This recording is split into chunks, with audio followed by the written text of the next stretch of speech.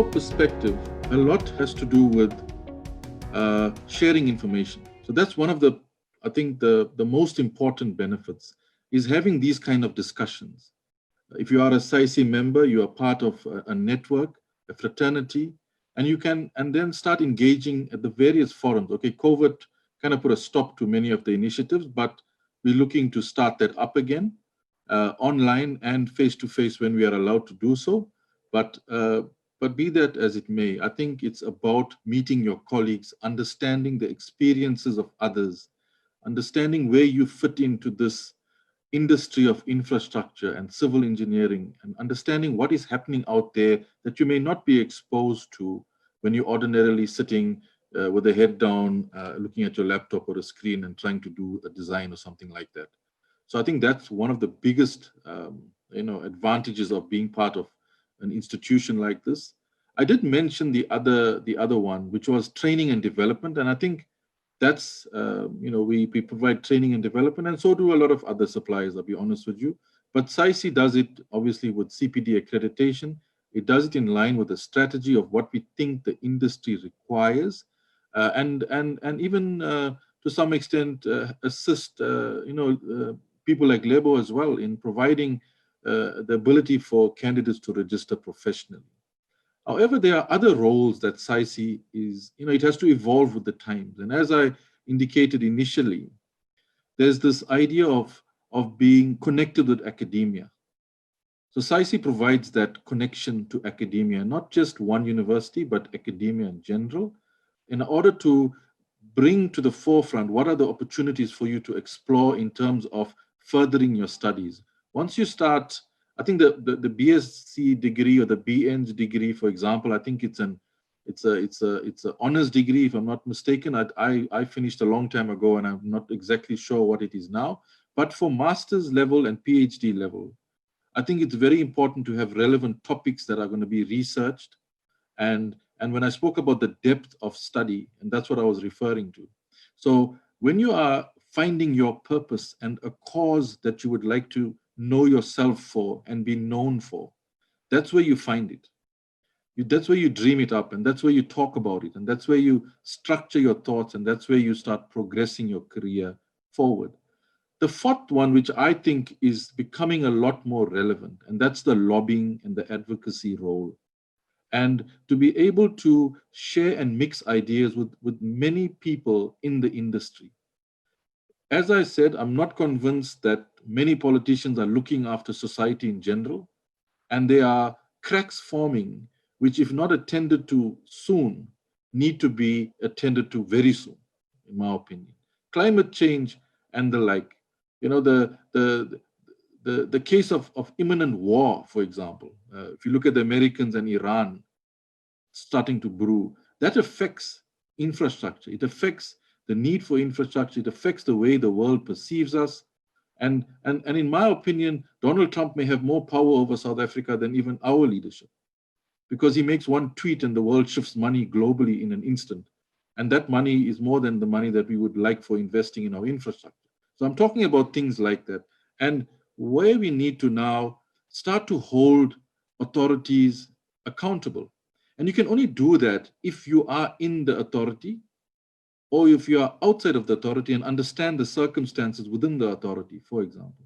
So we need the capacitation of all parts of the business. And that's the only way you're going to start understanding the dynamics of the various players in the industry and what causes should we lobby for.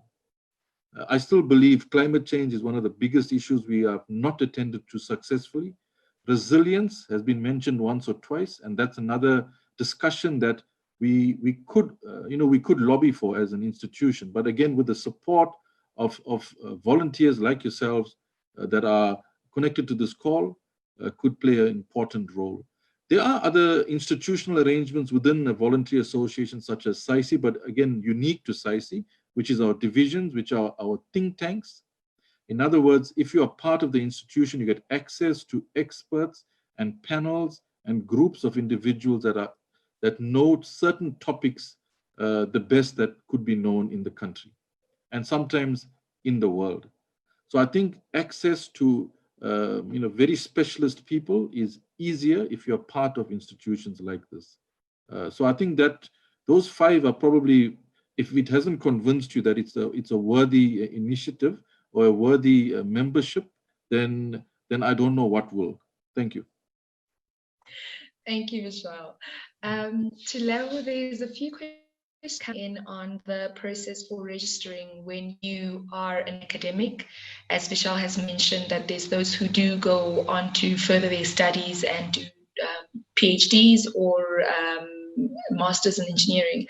How does that affect your registration if you go in and if you register as an academic? Can you succeed at your first application, or do you require practical experience as well? There's also another support question to that, which is the process for registering for foreigners who have South African qualifications. So I think a very crucial point to start with is the fact that a lot of people think, as an example, if they do a master's in engineering, it's going to reduce the 3 years or the minimum required. So let us just note it that doing a master's in engineering will not reduce the minimum required 3 years, because that is a period where you have to be practicing in industry. What a master's will do for you is, without a shadow of doubt, if you do a master's, clearly we can all see that outcome 1, outcome 2, outcome 3, outcome 7, outcome 8, outcome 9, outcome would have been covered. So what is crucial for all of us to understand is this literature survey that you are doing just to select your topic is already addressing outcome 1. So what people should be doing is, when they are giving evidence for the outcomes, they need to use that master's. So all you can do with that master's is it's going to boost you. I mean, think about it this way. If you've got a master's, communication is a giveaway. It's clear that you have presented papers at conferences, you have written papers that have been published. So what is to be understood about further education is that it gives you further or stronger evidence against the outcomes, but it is not going to reduce the period, or it is not going to take away from the fact that you need to be trained and you need to go to site and go experience these different things. The reason I am saying this, and the reason why we should all understand it very crucially, is because there are people who actually do masters that are not aligned to their area of competence. So obviously, if you go into industry and then you find this missing component at work that needs to be optimized, or a process needs to be improved, or efficiency, then obviously your topic is going to be more relevant and more core to engineering. Generally, what I can say about further studies is they give better evidence for the outcomes. Because in closing, I want to say to the ladies and gentlemen that when you are writing the report, it needs to be understood that the report is giving evidence for the outcomes. And by the time you submit, you need to be giving evidence at the right level of responsibility. So in terms of masters, yes, you can use it to address the outcomes, but it does not take away from the level of experience that you need. And now brings me to the next group of questions. There's a lot of curiosity around the reports. Okay. People would like to know the difference between the TERs and the TEOs, and which are meant to be written by who. Okay, so the TER, as I already alluded to in my presentation, the TER is evidence of how you build your competence. So in other words, some of the people, in order for them to have experience that is adequate for all 11 outcomes, need to be seconded. This is an example. They need to be seconded to go get some aspect of, because remember, some departments could be concerned with just solutions to a problem. Some departments could be concerned with just identifying the problem. So what is crucial for all of us to understand is that the TER is a document or a chunk, a piece of the report that gives the reader insight into how you build competence for the 11 outcomes. And then the TOR is the one that summarizes. So for the people that have been working for more than 10 years, So let me pause. Let me just take a step back. So remember, the minimum requirement at EXA is 3 years, right? So everybody who is registering between 3 years and say 6 years obviously needs to have a TR for each and every training that they have done.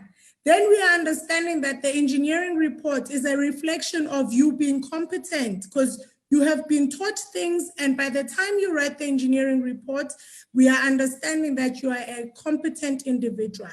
Now, the other TOR, it is a summary. So what happens is that if you've been working for more than 10 years, what EXA says is you need to write TERs for the last 3 years that you've been working, because remember, 10 years is a long time. It is not possible for you to actually write everything down. So what the TOR allows you to do is to summarize what you did earlier on in your career. And then what happens is you write a TER that obviously is going to be at the responsibility level E. Then they are saying to you that the TOR does not need to be signed off. It is a reflection of what you've learned earlier in your career. So you just summarize it the way it is given in that template. So in other words, in the TORs are evidence of the 11 outcomes, but it is evidence of how you build the competence.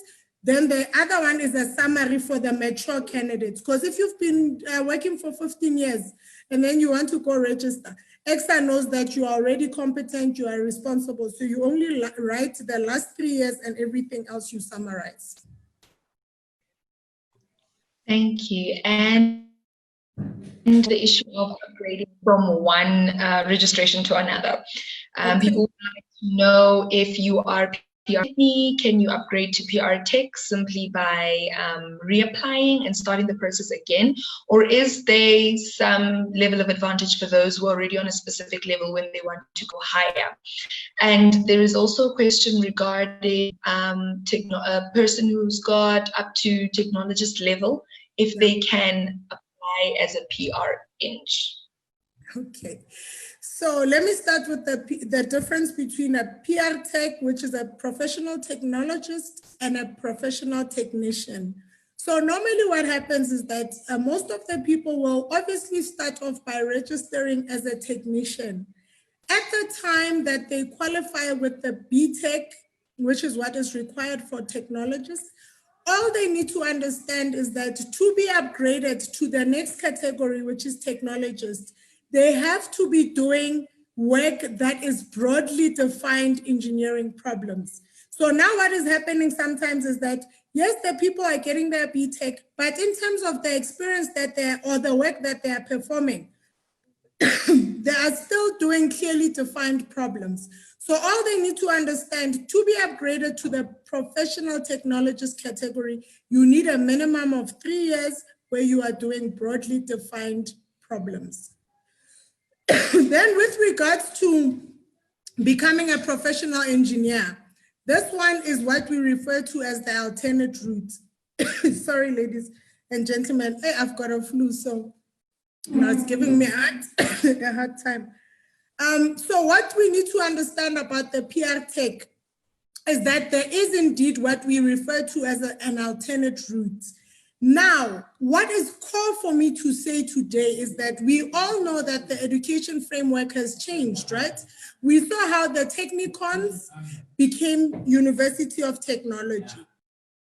Any candidate that starts their qualification under the model of University of Technologists is going to have a clearly defined route of how they can end up being qualified as a professional engineer, even if they have not done a degree. So we are understanding that the fundamental qualification for PRN is a degree, but in the new educational framework, any qualification that you do at a University of Technology does have a clearly defined route that you can follow to become PRN. Now, with that said, let us just say that this is only applicable to somebody who starts from day one in the new framework.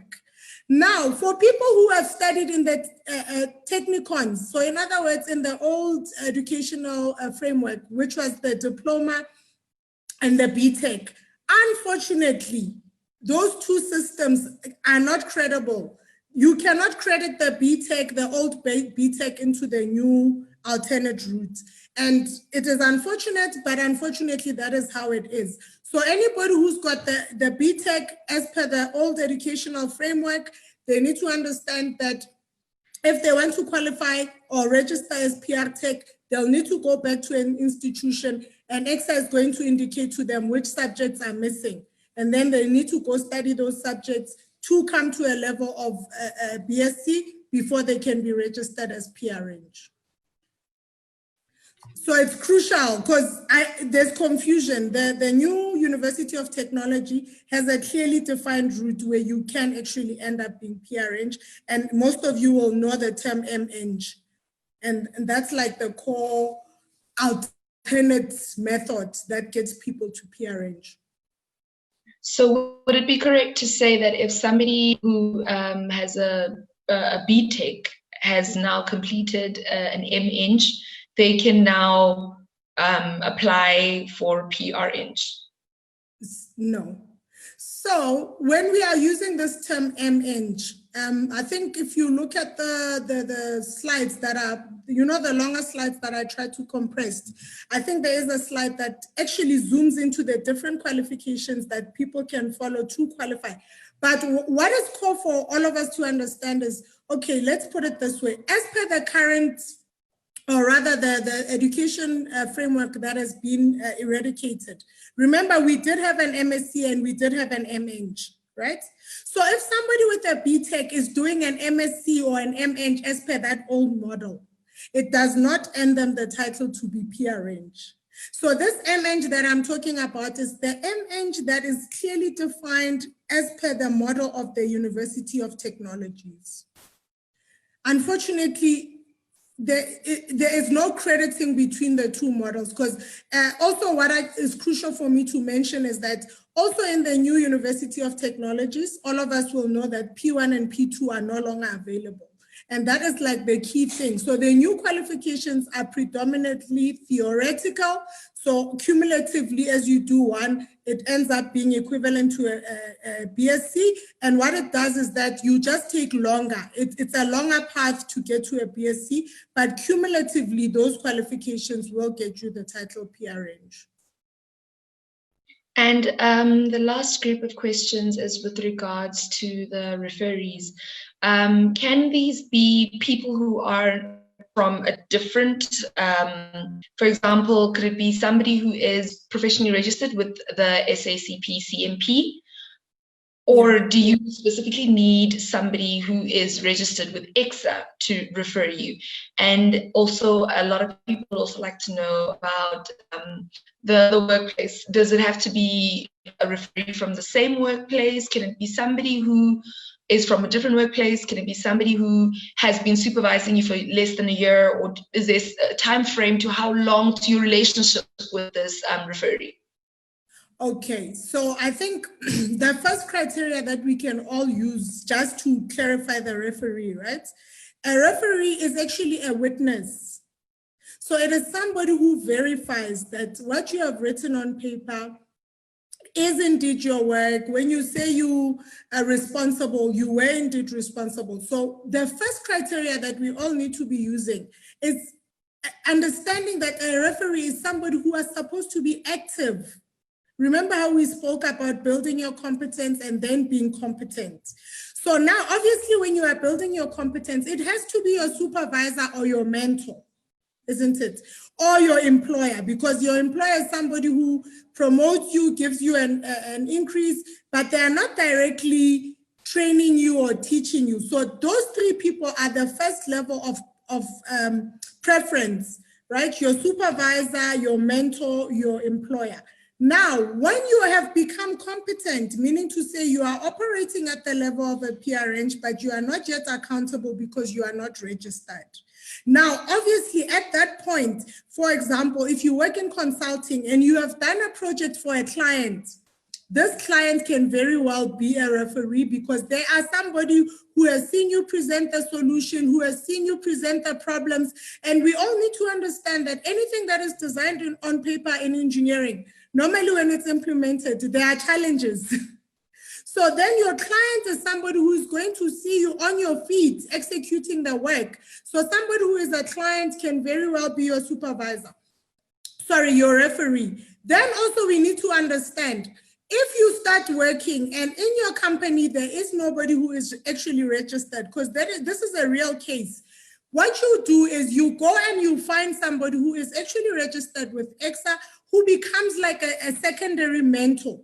Because the mentor that is at your workplace that is actually designing the program as per the company practice must still sign. It doesn't mean just because they're not registered, they don't sign. There must be a referee, but then you are going to get an additional referee who is going to, because the whole point of a referee, it is somebody who confirms that the work is written well. So in other words, what you write and how you write is done according to the requirements. So then what we should all be understanding is the goal for us is to get somebody who is registered in our category, because then you cannot check something that you are not well versed with. So in closing, I need to say this, and this is just the way it is.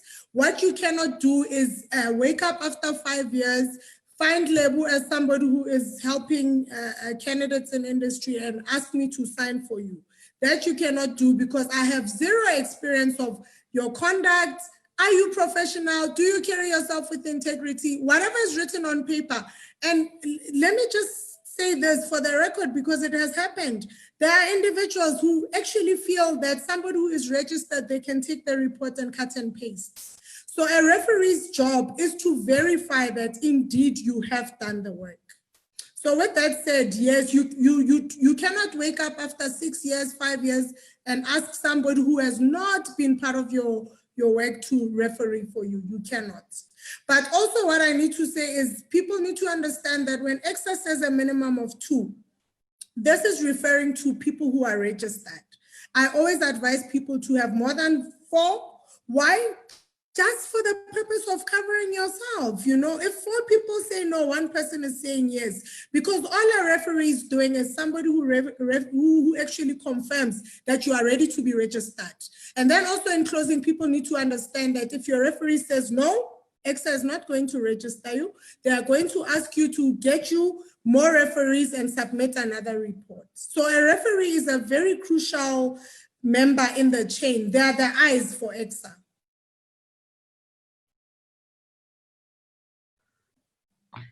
This last question, I would like Pravir to answer, and then Lebo can just wrap it up. There's a general concern on the writing of reports based on the experience that one gets. A lot of people tend to take whatever job comes, so they end up with a little bit of experience here in water engineering, for example, a little bit of experience in structural work. And so they would like to know, how do they then tie the experience or the versatile experience that they have gotten to the 11 outcomes to end up with a report that is worthy of professional registration. So maybe Pravir, because you've just recently submitted such, you've done it twice, so you know how it is. You did it the first time around, how you did it the second time around. Can you just give us your experience on that? How did you play with your experience in order to be able to, show your competency in your report? And then Lebo will wrap it up fast. Yeah, sure. So Prisca, I think what you said is spot on, that it's actually about showing your competency. So the experiences which you have could come from a variety of projects or a variety of different sort of fields of engineering per se. But it's also about basically sticking to the outcomes and understanding what have you learned from them and what can you relate to the outcomes that EXA is asking you to show. So, I mean, there may be situations where you're talking about water engineering or complicated issues that you've had on that aspect. And then there may be some others which come from structural engineering. But like I said earlier on, is that it's not, remember that the design aspect is one portion of your submission, and that there's a whole bunch of other topics as well. So I think Lebo will probably speak more of this, but I think that what you can do is you can get really into the deep design on aspects which you know well, and on things which you work and familiar are. I would recommend that that's where you stick to your strengths.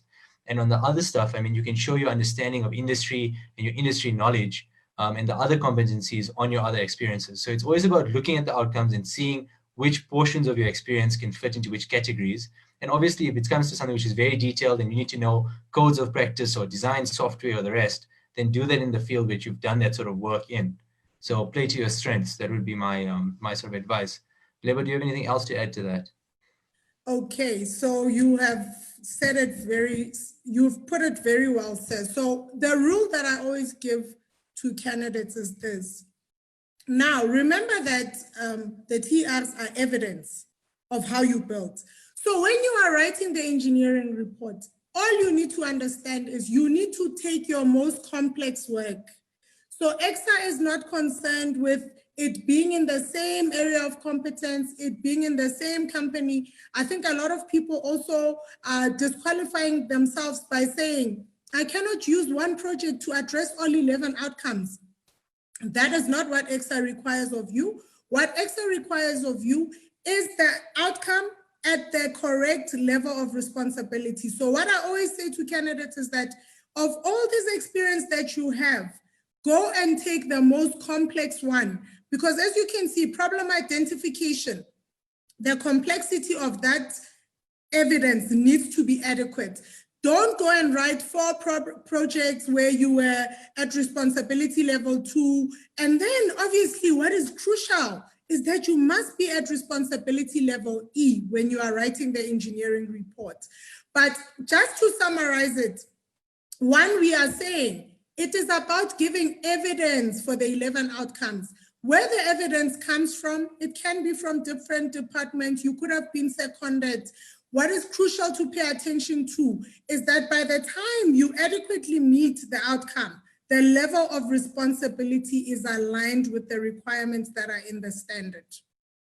With that said, that's all it is. So I want to urge people to also not put, a lot of people make the mistake of getting consumed by the complexity of the project. So I'll make you an example. Somebody who works at Mudubi gets consumed by writing about Mudubi, that Mudubi is a 5 billion rand project. So the EXA report is not about the complexity of the project. It's about the complexity of the problems that you have solved as an individual. More crucially, you are the responsible person for solving those problems. So then I close it by saying, don't worry about where the evidence comes from. What is crucial is that the evidence speaks to the outcome, and then it speaks to the outcome at the right level of responsibility. So you don't have to use one project to address all 11 outcomes. People who work in consulting have the benefit of being able to do this, but for the rest of us, we are using different pieces from our TERs to address the 11 outcomes in the engineering reports. I hope I have tried to explain it properly, because it is a thing. A lot of people think they must do one project where it addresses it. Sometimes it's not possible. With power lines, it takes 10 years to build the power line. I take different components of different projects to address the outcomes.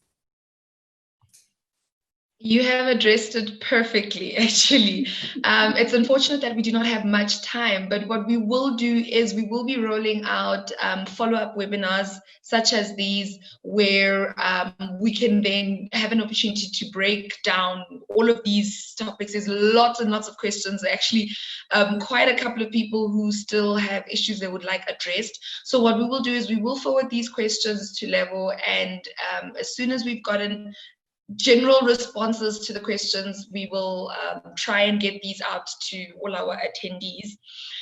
Just in concluding the Q&A, I just want to give Vishal an opportunity, because this webinar couldn't have been possible without us partnering with National Office. And I just want to give Vishal an opportunity just to tell us about how else National Office is expanding on what we have just given a drop into the ocean of tonight. Yeah, I think the National Office, I'm not sure if you are aware of the support that we would give graduates to register as professional engineers. We have a program already established, and similar to the support that Lebo gives, SAICI PDNP also does the similar service. So it is a service that's been offered for many years already, and we offer it to the entire industry for those that are able to, to participate in that. So I think from that point of view, that box we can say is ticked. Going forward, I think what's more important is how serious we, and maybe this is the parting shot, is how serious we take ourselves and how serious we take our careers. And the point I'd like to make is, I also became a professional engineer, but a long time ago. And a mentor during that period, it was not even a term at the time called a mentor, but it was the person that was my supervisor, so to speak. And he says to me that your career is in your hands. It's up to you to manage that. You are not able to easily blame another for your career not working out as you want it to do or want it to happen. So he said, please share that with all the other engineers that you would come into contact with. Take the initiative for your own career, own it, and identify what it is that you would like to be, and how would you like to be known, and what your legacy would like to be. So I think once we reflect on those things, we will start to take the process a lot more seriously. And I think from a SAICI perspective, when we do the training, one of the important things is the ability to actually read the question that's in the outcomes and articulate exactly what that word means, because it's exactly what that is. I think we made the point, Lebo and perhaps some others, but read that very, very carefully. And your first shot at this thing is probably your best shot, because once you miss it the first time, you get demotivated. And then it becomes like a problem to do it the second time, and you perhaps will take longer, and the process just extends itself, and your career probably gets drawn out. So to make it a good first attempt, pay particular attention to the language used and the description, and never write about a subject. Write exactly what you did on the day at the time. Exactly what you typed on the screen, what design you did, what aspect of the design, what aspect of site work, exactly. And it's only about you. It's not a grandstanding discussion around a topic or anything like that, but be very precise. And I think it plays out in the actual submission overall, and how it gets perceived by those that are going to assess your application. Thank you for that. Lebo, any parting words? Yeah, I think what I can say about this topic is that if people can just understand that report, I think the problem that we normally encounter is that at work, we are taught to say we, they, it. But if people can internalize the fact that report is about you, what have you done? How have you built the skill? They will be fine. I think in closing, all I want to say is that I do have a YouTube channel where I've loaded videos that share in detail things that you should not be doing, things that you should be doing, because you can use this as filters to check yourself. So if they go and just Google Inspire the Next, they will find my YouTube channel and they will be very empowered. And crucial to mention, as a last tip that I want to give to the candidates, if you have somebody in your company who is an assessor, a moderator, or a reviewer at EXA, this is an advantage. So all of the people that I get to mentor as somebody who is an assessor at EXA have the advantage. So I want all of us to go back to our companies, look at the database and see which of our mentors are actually assessors and reviewers and moderators, because these people are well versed with two problems: what to write and how to write it. So this is the guidance that I will leave with you guys. If you are having that in your company, stick to that person, because that is the person that is going to ensure that the document itself is proper. In closing, I want to give people comfort of knowing that everybody is doing adequate work. The problem is just in the writing. So just do yourself a favor and get proper guidance. With that, I want to say thank you so much for giving me your ears for today. And thank you, Chair, and thank you, Committee, for organizing this event. Thank you so much, Lebo, for joining us today. You were very quick to respond to our request. And also a big thank you to Vishal and Pravir for giving us and sparing us this 2 hours that we have just taken of your time. And a big shout out to the ladies at SAICI National Office, the PR ladies at SAICI National Office. Nadina has been amazing in assisting us with getting the word out. And also a big shout out to our team at SAICI Joburg, who has assisted in making sure that today was a success. Our chair, Refilwe Sisi, our vice chair, Karabo Mhlame, and Refilwe Dikha, who is the visionary behind our being online at the moment. We will be continuing with a series of industry conversations which are going to be beneficial for both students, graduates, candidate engineers, professionals, senior engineers, and soon, please do look out for a webinar on the encounters that students have been having with COVID-19, studying during this pandemic, and how it is the universities have assisted them to navigate through it and ensuring that they still get their degrees or they still complete that particular year of learning. Thank you so much to everybody who's joined us this evening. Do remember that this was recorded. It is as well on Facebook, and the presentation by Lebo will be made available to all. We will also try to make available answers to most of your questions. Thank you so much, and see you at the next one.